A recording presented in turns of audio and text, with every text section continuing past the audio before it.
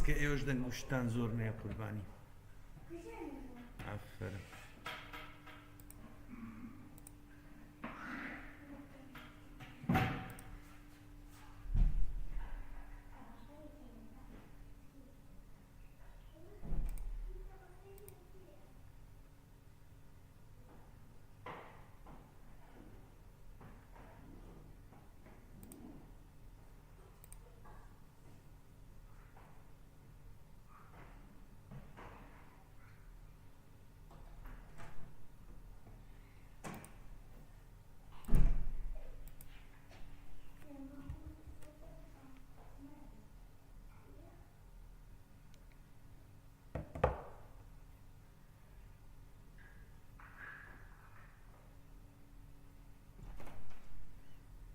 حياتكم لخيتك جوله درو زور دستت خوش زور سباس من نبيني لأبوني فاصل ها مرنا تو أبي أو خمرو ما قينا بستونا جيتي بس مشكم بس منو فاصلية عنك فاصلية تفاصيل يعيكي بلو لكل ما كروا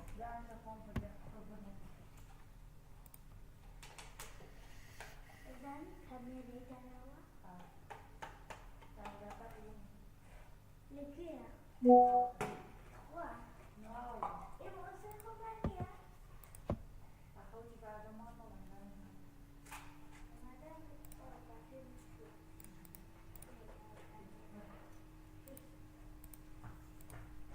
أي بو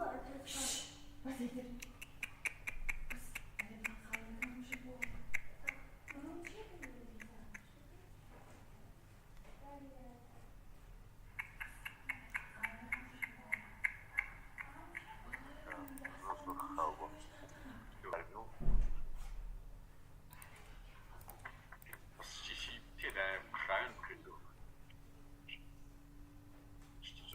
أخطبت يعني مقصودي بفروش نشتيا؟ نعم شتي كده يعني باري قرص باري خصا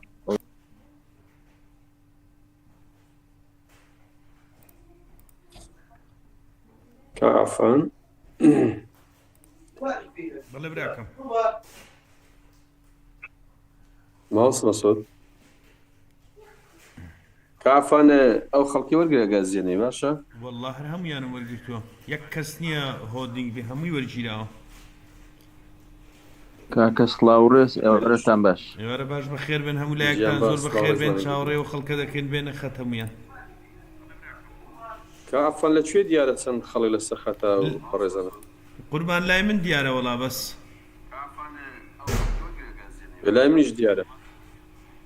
برسيار ما دام بو برسيار بليك ذاك الزبين لخت خاتي ايوه بس موسى مسعود فيديو كيف كاتو باشا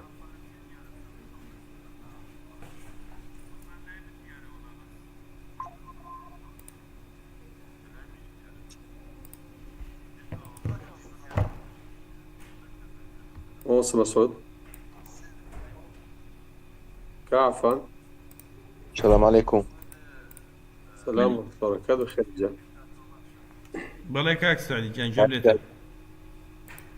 قلت موسى مسعود بزام لخت موسى مسعود هذا تلفوني قلت ما لخت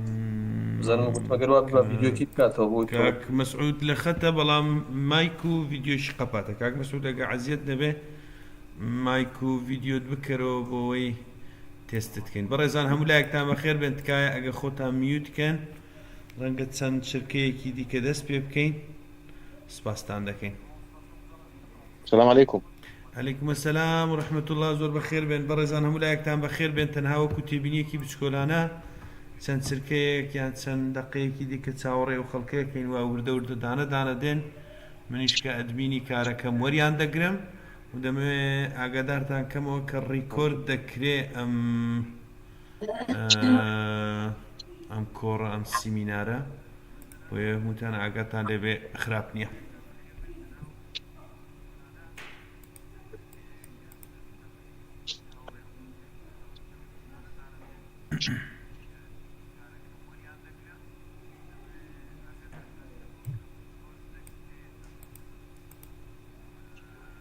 مۆسە مەسعود ئەگەر جەنابەت حازری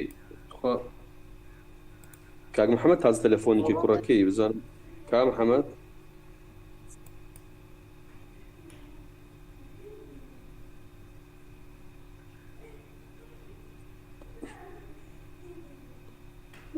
کاک مەسعود سڵاوت لێ بێ بەخێر بێت. زیرەکەی تەلەفۆن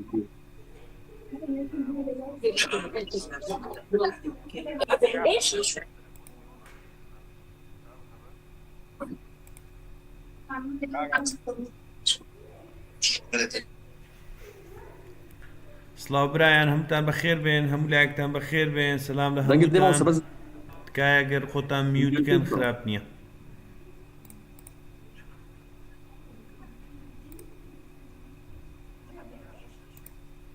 مۆسە مەسعود ئەگەر ڤیدیۆکەی بکەوە باشە دەنگ دێ بەڵێ كارفانو كاميرا كودت لا علامەتی مایکێک هەلە لە خوارەوە ها علامەتی تازە مایکێک هەیە علامەتی مایکێک هەیە بیکەرەوە دەکرێتەوە علامەتی مایکەکەشی دەنگەکەی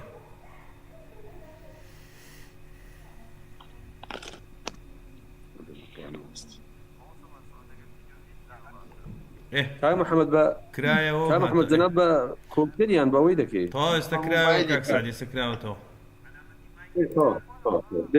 دەست پێ بکەین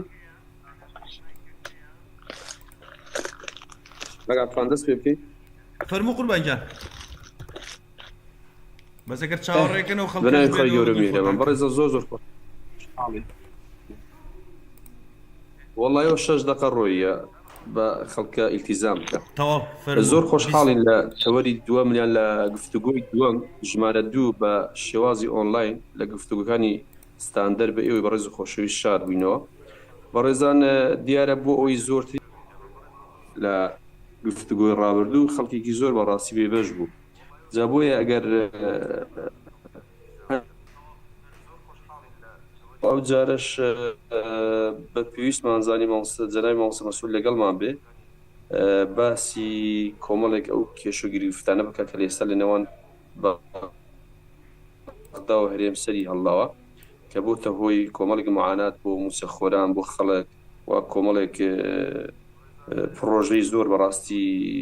دواکەوت و بازارەکە هیچی بەسەر هیچ نەماوە ئەنی باردۆخەکە زۆر شەڵەژا و دەمانەوێتن ئەو شەو لەگەڵ زۆر بەڕێز مامۆستا مەسعود لەسەر خەدوین و ئەگەر بەڕێزان 20 دقە تیشکێک باتەسەرەوە بابەتی زۆر گرنگە چکە بەڕێزان ئەو بەرنامەیە چل خولەک بەلاشە جا بۆیە بە داوای لەبوردنە پاش چل خولەک دادەخرێتن جا بۆیە هەوڵ دەین ئینشەڵڵا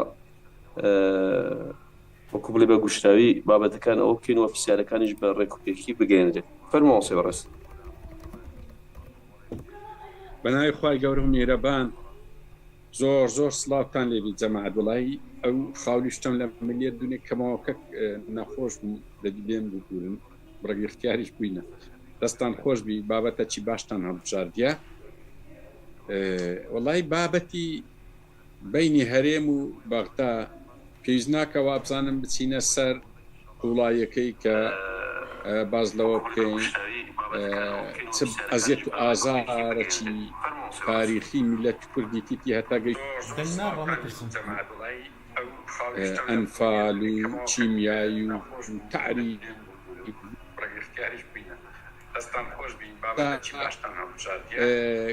لەبەرچی لە جیهان عاقلمەندانی جیهان زۆر زار باسی قەزیەی کوردیان ئەوانەی ئیش لەسەر قەزیەی کورد دەکەن باسییان لەوە کردیەکە وەکو عملیاتی دڵیان وەکو عملیاتی مێشکە بەمعنە ئەو تەبیبەی کە عملیاتەکە دەکە ئەگەر نەزانی دەیمرێنی یعنی ئەگەر سەرکردە کوردەکەش بەڕاستی نەزانی زۆر تەعامل بە بینی عیلاقی هەرێم و بەغدا بکە دەیکوژی وەکو کوشتیتی چکە لەو 30 ساڵەی وەکو تاریخێکی زێڕین لە بۆ کورد هات بۆ پێش پشتیوانی نێودەوڵەتی پشتیوانی ئیقلیمی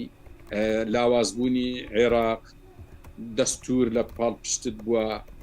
میلات هەموو شتێک ئەوجا ئەتوو لێی لاواز دەبی بەڕاستی ئەوە وەزعەکە یعنی دەبی دیڕاست چەشی ورد بکرێ ئێستا کاتێک کە ئێستا دەبینی لە وڵاتی دەوروبەری خۆمان کە کوردستان بەشێکە لێ کوردستانی سووریا تورکیا ئێران تەنها تەمەشای کوردستانی سووریا بکەن کە کورد لەوێ چ دەورەی گەورەی دیکە ینی چەند ساڵە منطقەی هەیە هێزی چەکداری هەیە ئیشی گەورەی کردە ئەو جا هێشتان بەباشی لە دەستوری داهاتوو ڕەنگە تەنانەت لە مەرکەزیش نەدەن تەماشای ئەو ئیشەی بکەن ئەوە لە سووری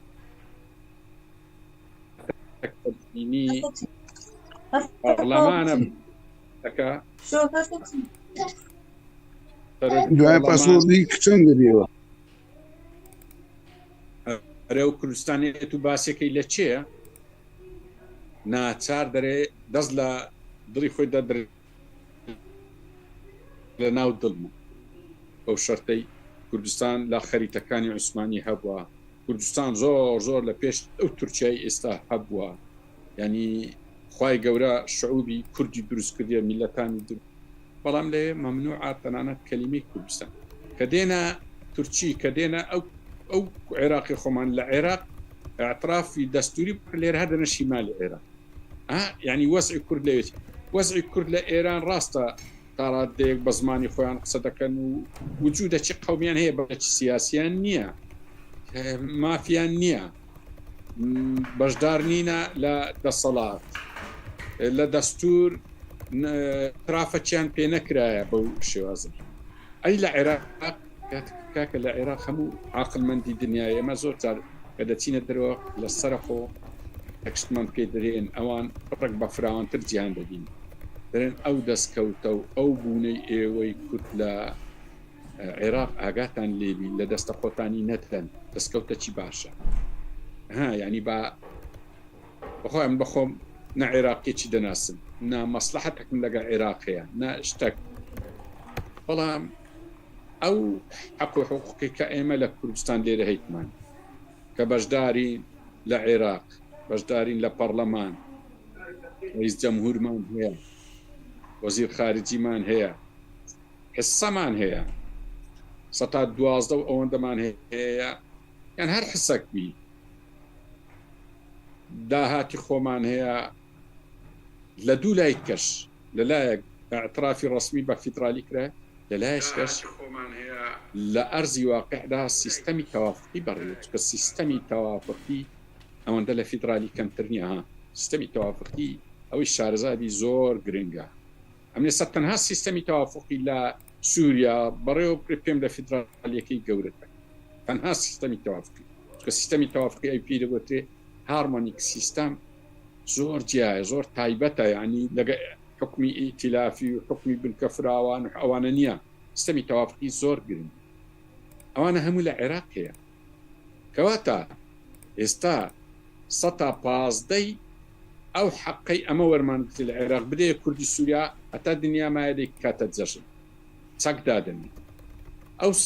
15 لەو حەقەی بدەیە کوردی سووریا کوردی تورکیا چەک دادنێ و هەتا دنیا مایەدەی کاتە جەژن بە هەمان شێوە کوردی ئێران کەواتە ئاگامان لێبی ینی دەبی ئەوەی بپارێزین لەبەرچی سەرکردایەتی کوردیانی مجازەفە بەو حەقەی دەکا هەموو ڕۆژی قسە لەسەوەی دەکا ئەوەندە پێشالکاریە لە دەستور هەیە ئەوەندە هەیە لە کات چێ خۆشی باش ئیلتیزام بە دەستور ناکە کاکە ئیلتیزام بە دەستور بکەی حیزبی چەکدار لە کوردستان یەکسەر دەبی هەبۆشێتەوە دەستور عێراق ئێتو ئیلتیزام ناکەی یعنی دەکاتە باسی دەستور مەکە بزانی دوژمنانی کورد خاستان دەور و بەرمەن زۆریان پێخۆشە ئەو ناکۆچی بینی بەغدا و هەرێم هەیە زۆر هەتا برێن ها کاکە لە دنیاش بەڕاستکەن برێن کاکە ئەوە ئەزمونش سەرکەوتو نەبوو عێراقەچی لا مەرکەزی سەرکەوتو نییە عێراقەچی فیدرالی سەرکەوتو نییە عێراق کە بۆ شێوەی دابەشکرایە و ناوێن لێنە محەسەسات و قائیفی ئەو هەموو ئەوانە دژمنی عێراق نینە دژمنی شیعەش نینە دژمنی ئەو مافانن کە درایتە کورتان زۆرتان ئاگەلی چکە بڕۆ هەمووی قسەکانی ئەوەیە کە درێوە سەرکەوتونیە بەداخەوە هەندێک ڕەوشەنبیری کورد وە سەرکردە کوردەکانیش بە دوای ئەوانە کەوتون سەرکردەی کوردی ئێمە ڕاستی لەو ماوەی زیاد زۆر کاریگەرە بە دیعایاتی حیزبی بەعس و حیزبی بەعس ڕاستی لە کوردستانی خۆمان هەیە پیادە قوتریان لێرەیە ئێمە هەست بە نەشاتاتیان دەکەین ناوە جوان معلوماتیان چۆنە معلوماتیان ئەوە لەبەر هەندێک باز دەکەم کە بزانن سەرکردایەتی ئێمە گوێ لە چێ ڕادەگری لە زیاتیەوەی گوێ لەو وەزیر خارجی ئەمریکا و کاتخۆکە تیلۆفسۆن نامەی نردی یان گوێ لە یەکێتی ئەوروپا و یان گوێ لە راپۆرتە نێو دەوڵەتەکان یان تانکە دەوڵەتەکان ڕاگری گوێ لەوانە ڕادەگری ئێستا معلومات لە ناوەوی چۆنە هەتا ئێستاوە دەزان سەدام هەرمایە جار دەنگ و باز دێ سەدام جموجۆلی دەست پێ ئەوەی ئەعدام کرایە ئەوەی یەکەشکە بوو قسەی مایە و زۆر بە ئاسایش درێن ئەوەی ئێستا عێراق مەحزەلەیە هیچ نییە و عێراق نمایە و ئەمە بینەوە لە عێراق تونند و تۆڵ دروست دەکەین و حکمی زاتیەکەش دەدەینەوە کورد حکمی زاتی قەدیمی یعنی سەرکردایەتی کورد بۆی هەڵخڕەتایە چەند فەقیر حاڵە یعنی ئەو کاتی کە بابڵێنگە خوا نەخواستە گۆڕانکاریەک لە عێراق ڕووبدا زەرمەندی هەرە گەورە کورد دەبی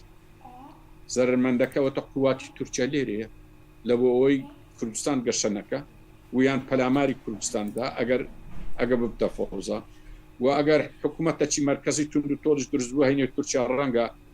ڕازی دەبی کە بەو شەرتێ هەرێمی کوردستان نەبی چکە ئاگادار بن جموجۆڵەکانی ئێستای تورکیا ئەوە نییە برێت بەس تەنها یەک حیزب چەکدابنی درێ سەر تا سەری هەر چار پارتی کوردستان دەبی چەکدابنی ئەو مۆزوعە وەک بری زۆر عیلاقی بە بابەتەکەمان دەنە لەسەر قسەمان دەکرد لەو بابەتەش دەگەڕێمەوە سەر سەرکردایەتی کورد لەبەر هەندێک زۆر خراپ بە هەڵەدا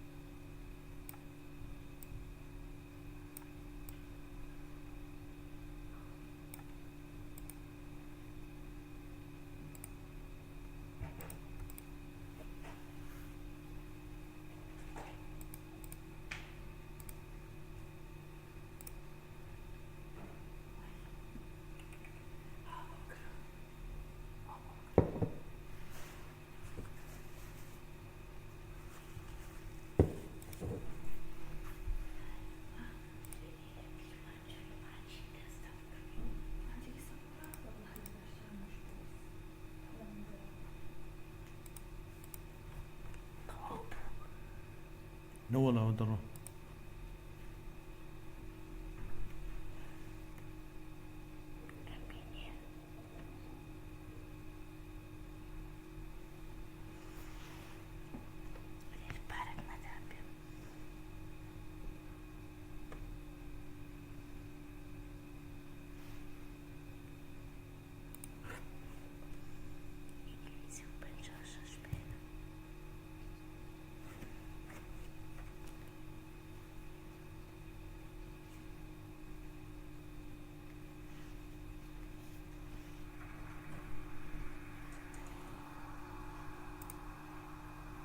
و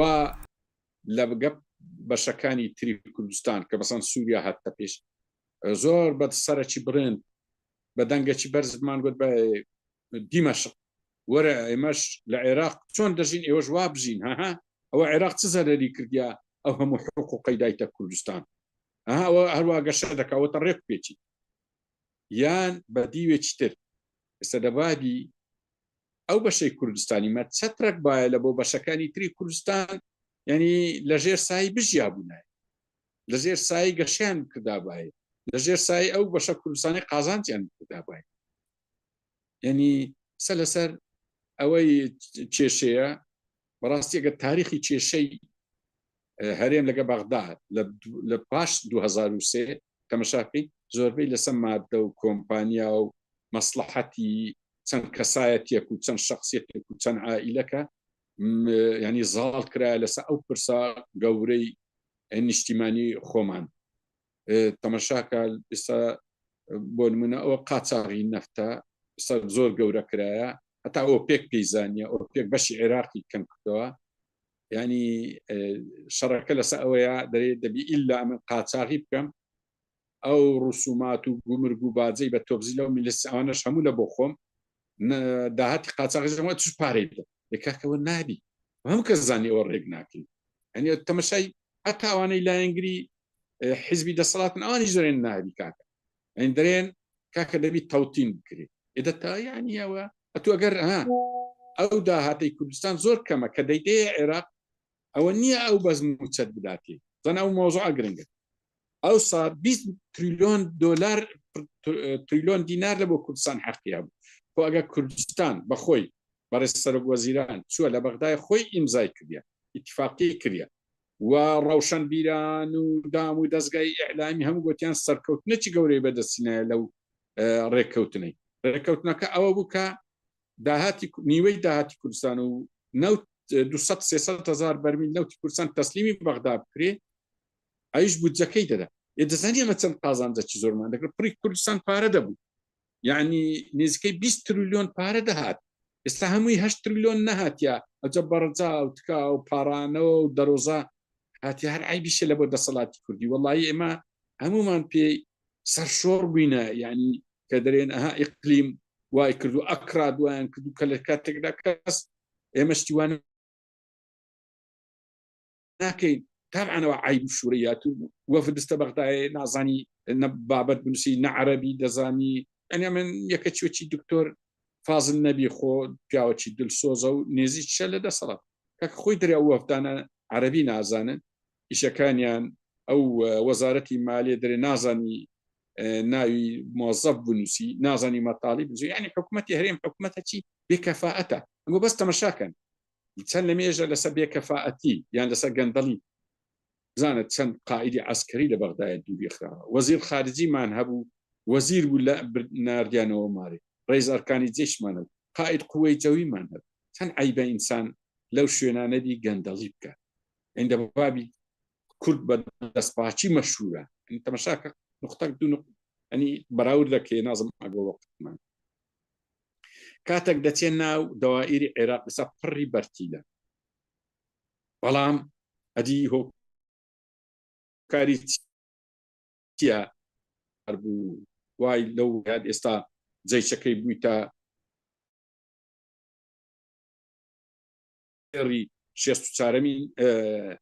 16مین وڵاتی جیهانە لە زێر مەشاکەوە ئەوە چیە ئەو قیادەکەی پاکە بەڵام مۆزەفەکانی پاک ئەلی دەیە کوردستان بەرتیل نییە بڕۆ لە ناو مۆزەفانیش میلەتە چەند پاک بکات ئەدی لۆ لەبەرچی دۆڕین لەسەرێ یعنی لە کوردستان عکسی عێراق لە عێراق پیادەکانیان پاکترن لە مۆزەفەکانی معنای میلەتەکە تێک پێک چووە لە عێراق بڵێن برایانی عەرەب هەرچی لە کوردستان میلەتەکە پاکە بەس پیادەکەی تاڵانتیا هیچ چارەسەر نییە لەو قسەی زیاتر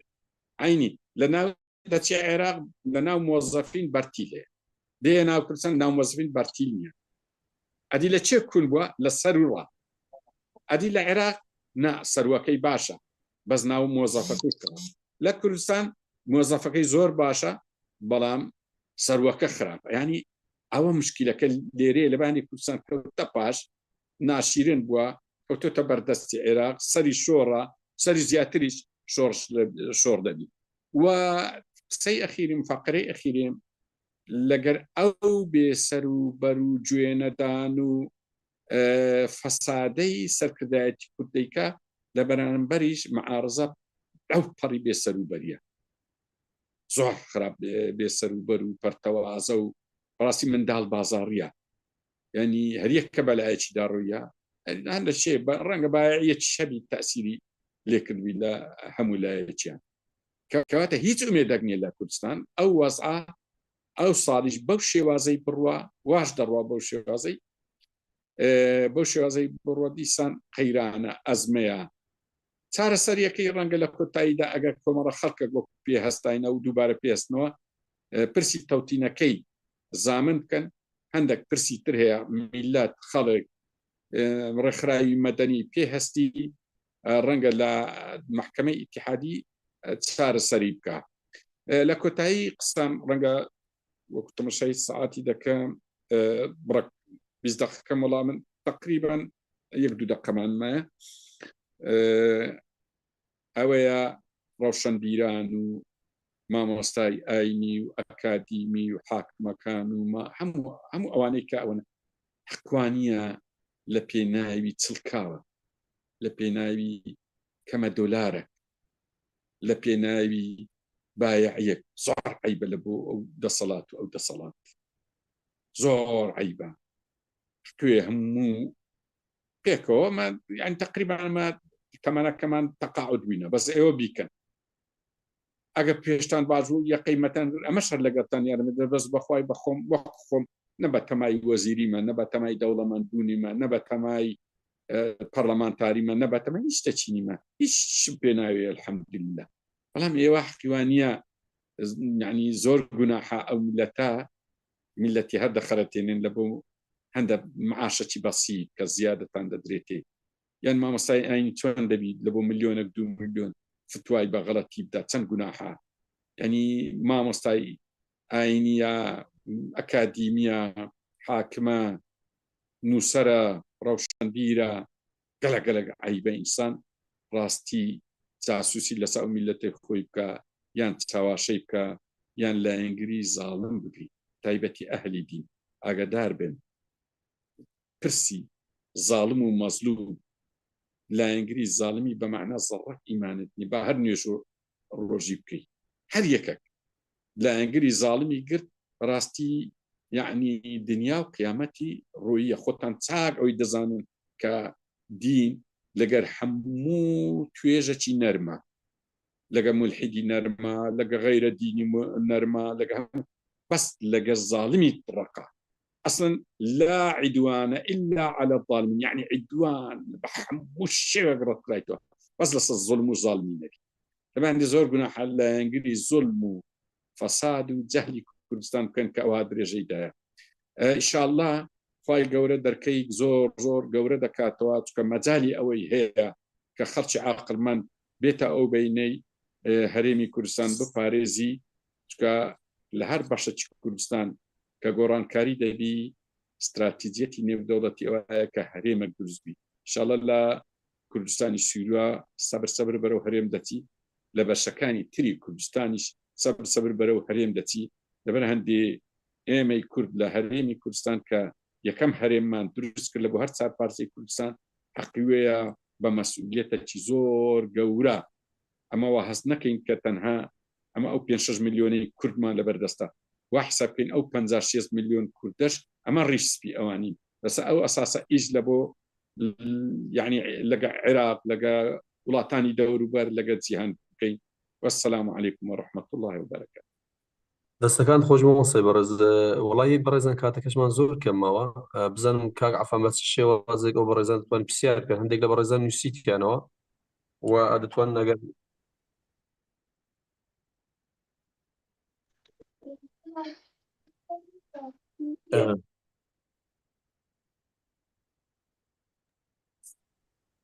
کاکەوەڵا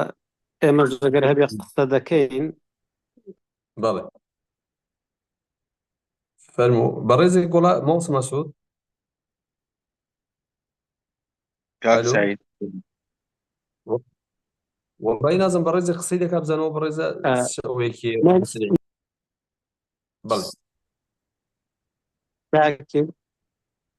بەڵێ ئێمە دەڵێ لە سەرخەتی نەگەر بکرێ قسەماوە بگرن سوپاسان دەکەین بۆی زۆر لە کاتتان نەگرین. بەڵێ فەرموو. من عومەر سمکۆم جێبەجێکاری دادی ڕاپەڕین دەستخۆشی لە دکتۆر مەسعود دەکەم کۆمەڵک پرسی باشی ورژان بەڕاستی ئێمە دەبێ بە هەمومان پشتیوانی لە دەستوری عێراق بکەین کە زامنی دەستەبەرکردنی مافی هەموو هاوڵاتیانە و بە تایبەتیش لە مێژووی عێراق تا ئێستا دەستورێکی وانە نووسراوەتەوە کە بۆ کورد ئەو هەموو مافانەی تێدا دەستەبەر کرابێ بە هەر شێوازێک دەستکاری ئەم دەستورە بکرێ کورد زەرمەندی یەکەم دەبێت چونکە مافی کورد لەم دەستورەدا پارێزراوە ناکرێ ئێمە پشت بە کۆمەڵێک کەس ببەستین کە ئێستا بە ناوی کورد نوێنەراتی کورد دەکەن کەچی لە ئەساسدا ئەوانە تەمسیلی حزبێکی دیاریکراو دەکەن لەگەڵ کورد نین ئەگەر تەمەشا بکەین هەموو ڕێککەوتنەکانیان لە بەرژەوەندی بنەماڵەیەک شخصێکە بیر لە ئایندە و چارەنووسی گەلی کورد ناکەنەوە لە ڕاستیدا کورد زۆر خەڵکی عەقڵمەندی هەیە زۆر خەڵکی بەتوانای هەیە و دەبێ ئێمە هەمومان پشتیوانی لەو ڕە بکەین کە وەکو کورد نەک وەک لایەنێک وەک حزبێک چکە بەڕاستی ئێستا ئەوەی ئێمە دەیبینین لە ناو شەقامی کوردی هیچ شتێک نەماوە بە ناوی کورد تەمەشا دەکەین بنەماڵەیەک دەستی بەسەر حکوومەتی هەرێمداگرت بە ناوی هەموو کورد قسە دەکات کەسی لە ئەساسدا دەنگی کورد نییە بە تایبەتی ئەگەر بینە سەر مەسلەی تەوتین ینی هەموو خەڵک دەڵێت تەوتین بکرێ بنەماڵەی بارزانی دەڵێ نابێت تەوتین بکرێت لە بەرەوەی لە بەرژەوەندیان نییە ینی ئەمانە هەمووی زەرەر بە کورد دەگەێنێ ئێمە ئەگەر بمانەوێت بنیادی دەوڵەتێکی کوردی دابنێنیان موسساتی کوردی بەهێز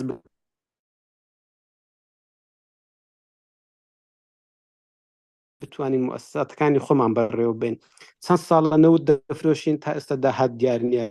چەند ساڵە ئەو هەموو داهاتی ناوخۆی ئەو هەموو مەرز و گومرگەمان هەیە نەمانتوانی وەژێرخانێکی ئابووری بەهێز دروست بکەین بۆ ئەوەی بەرگەی مانەوەی نارەکانمان بگرین لە هەرێمی کوردستاندا بینیمان لە مەسلەی ڕیفراندۆم لە ماوەی 24 سەعات هەرێمی کوردستان چی بەسەرات سەدا 51 خاچ کوردستانمان لەدەستدا لە باشوور کە بەهۆی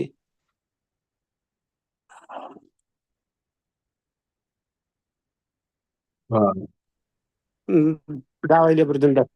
باشە دەست خۆش مۆس مەسعود مۆس مەسعود مۆس مەسعود دەستە خەتمەوە دەڵێ بەڕێزی پرسیاری کرد دەڵێ ئایا بە تەماشاکردنی ئەزموونی باشوور و ڕۆژئاوا باوەڕ ناکەی گەلی کورد و قەزیی کوردی پێویستی بە نەوعەت حکمڕانیەکی دیکتاتۆرە مۆسەگە بنووسیتەوە چۆنە مۆسە بەسوود چۆن چی دەکەی مۆسە دەنووسیوە ئەوە دەکەی مامۆستا مەسعود دەنگی نایە مامۆستا مەسعود دەنگی نایە چۆن پرسیار دەکەن چۆن ئەوەی دەبی ئێستا دەنگم دێ دەیمایکات باشە دەنگت دێ مامۆستا مامۆستا پرسیارەکە گوێ گوێم لێ بوو ئەزت دەتوانین بە کورتی وەڵام دێ بە سەریعی بۆی کاتەکەەوە بۆی بمەسەر ئەمێن زۆر تەئیدی بۆ چوونەکەی کاک عومەر سوپە دەکەم زۆر ڕاست بوو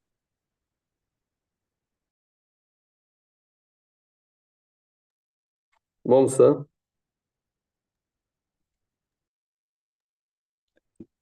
کاک سعید دەنگی مامۆستا نایەت وەڵای نایەت دەنگەکەی نازانم مامۆستا مەسعود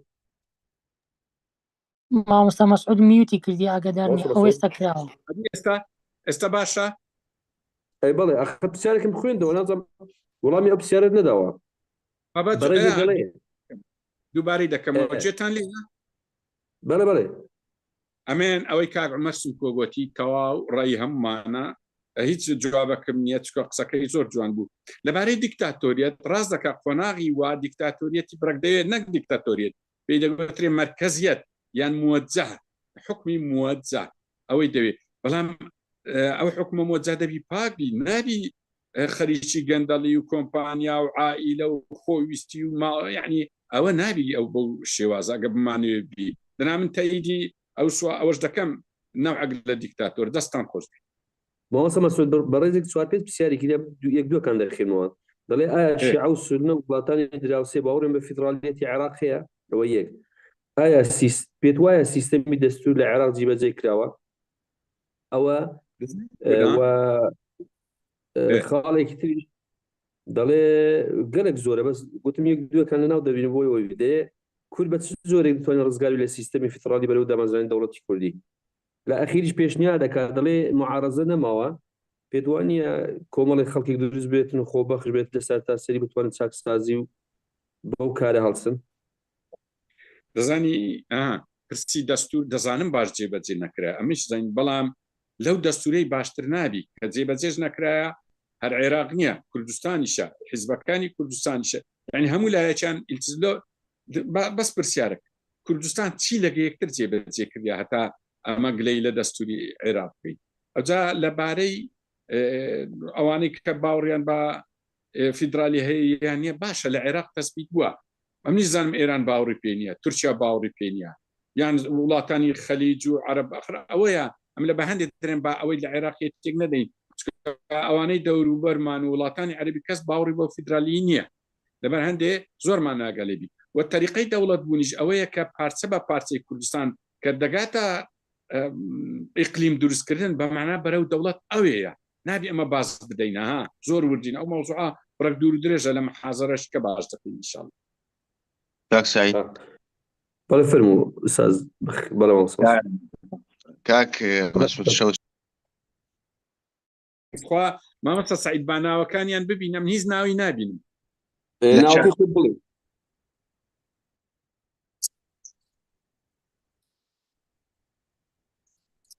من اسم لە لا دیار نییە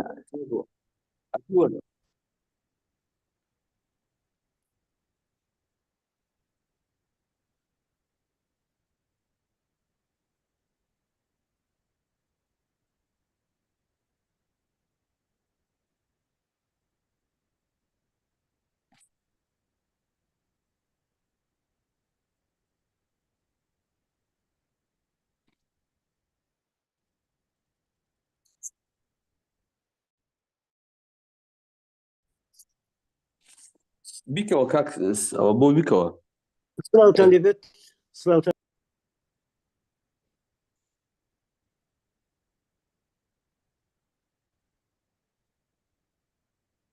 دای خستەوە ئێستا جۆتان لە دەنگمە بەڵێ سلااوتان لێبێت سلااوتان لێبێت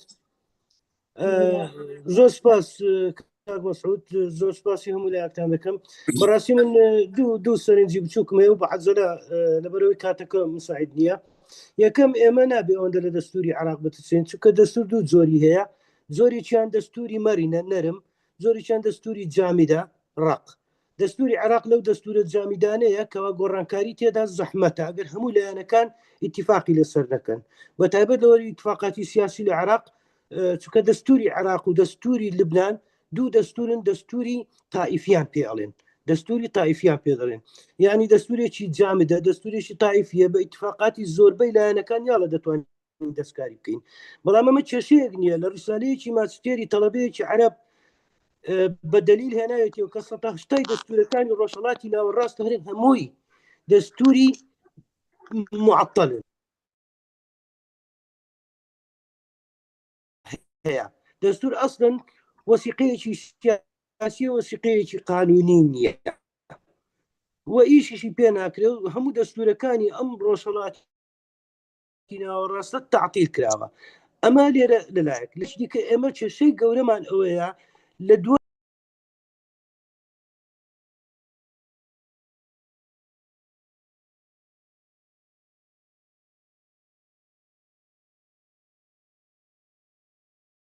بارێ خۆسا